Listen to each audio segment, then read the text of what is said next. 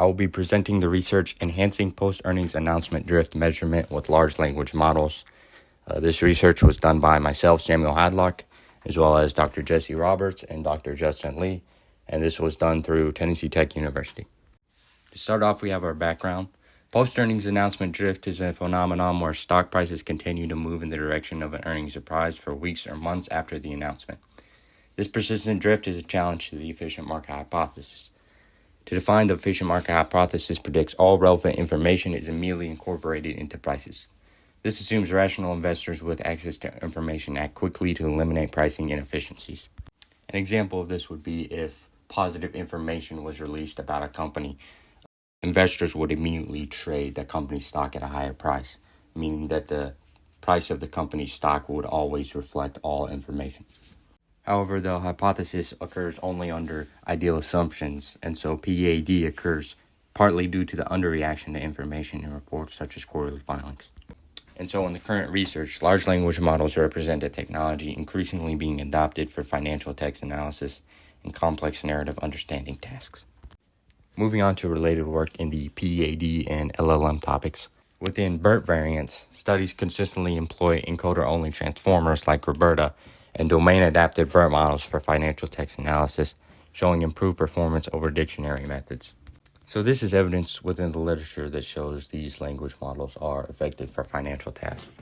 One of these models especially used is FinBERT. Most financial NLP research has focused on FinBERT and other BERT family models, which are encoder-only architectures pre-trained on financial corpora for sentiment analysis and market prediction. Since this model is pre-trained and familiar with financial language, this has become a very popular model used within the research. Looking at LLMs and PAD specifically, recent PAD research applies computational linguistics, using BERT family models to interpret earnings calls and financial narratives, demonstrating textual features enhance drift prediction. So this shows that LLMs have already proven to be successful at PAD detection within the existing research. So now we will look at the two gaps we have identified within the current research. So first we have the limited architecture. So despite BERT's success, limited exploration of encoder-decoder architectures such as BART exists for financial application, creating an opportunity to investigate whether different architectural approaches offer advantages for complex narrative analysis tasks like PAD detection. So our second research gap is the static textual analysis. So existing PAD studies treat prediction as a purely textual problem without incorporating early market signals that could validate or enhance narrative-based predictions, missing the opportunity to combine qualitative reporting insights with quantitative market reaction data. And so here we will introduce our research questions. Firstly, do encoder-decoder and encoder-only architectures differ in PAD detection? Then, does incorporating 3-day market signals enhance textual prediction? And finally, how do architectures compare in generating abnormal returns?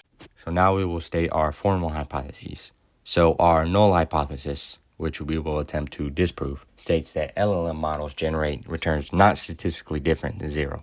Hypothesis 1, we will predict that BART, which is an encoder-decoder model, will outperform FinBERT, which is an encoder-only model. This hypothesis is supported by the fact that BART's encoder-decoder architecture has advantages for complex language understanding. And for hypothesis 2, we have that 3-day signal integration will improve PAD detection accuracy. And so the rationale behind this hypothesis is that these signals will leverage early market reactions as filtering mechanisms to distinguish genuine informational content from linguistic noise. Now we will get into our experimental design. So our dataset includes 2,628 companies from the New York Stock Exchange from years 2010 through 2024, with management discussion and analysis sections extracted from quarterly 10Q filings via SEC Edgar database. And for our train test split, our training set will be years 2010 through 2020 with 10,000 examples, and our test set will be years 2021 through 2024 with 4,000 examples. And this will allow us to simulate a real-world forecasting scenario. And so our labelings will be based on earnings performance with PAD labels based on abnormal return direction and earnings surprise. So our abnormal return is going to be the difference between the investment's actual return and the S&P 500's performance in the same 60-day period. For our model architectures, we are going to be testing BART, FinBERT, and Llama 3. And for our integration of the 3-day signal, we will be enhancing models by preventing the management discussion and analysis text with a standardized sentence describing the 3-day post-earnings announcement return. So this will look something like, the 3-day stock return for this period was X%. And we will evaluate these models based on classification accuracy for drift prediction and also buy and hold abnormal returns for economic utility assessed via top 10% portfolio. Now onto our empirical findings. For our null hypothesis, we find that all 3 models generate statistically significant positive return, confirming predictive capability beyond random chance.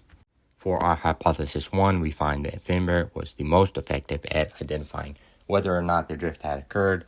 While BART had the slightly lower classification accuracy, it produced the highest returns, especially in the positive earnings group, suggesting that a stronger real-world trading utility is present in this model. For our hypothesis 2, firstly, we find consistent improvements. So 3-day signal integration enhanced performance across all model architectures, with accuracy gains ranging from 0.1% to 0.9%. Finally, we have our BART leadership. BART showed the largest enhancement from the 3-day signals with 0.9% accuracy and 0.62% returns, suggesting encoder-decoder architectures are better at leveraging these 3-day signals. And so next we will investigate statistical significance. So first we have our Wilcoxon sign rank test. Using quarterly portfolio analysis with 16 paired quarters showed that BART's superior abnormal returns were directionally consistent but not statistically significant, indicating detectability requires further research.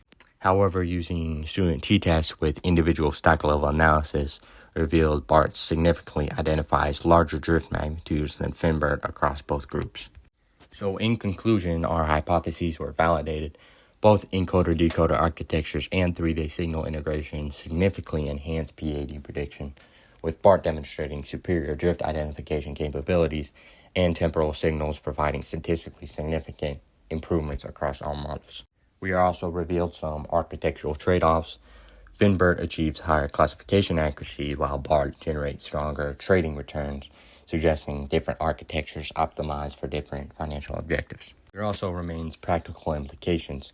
Results demonstrate viable enhancement strategies for PAD-based trading, though real-world implementation must consider transaction costs and liquidity constraints not captured in this frictionless analysis. And to consider future directions in this research, we would look at extending methodology through signal window optimization, cross-document validation using earnings calls and 8K filings, and ablation studies to isolate architectural drivers while incorporating transaction costs for practical trading implementation. This concludes my presentation. Thank you for listening.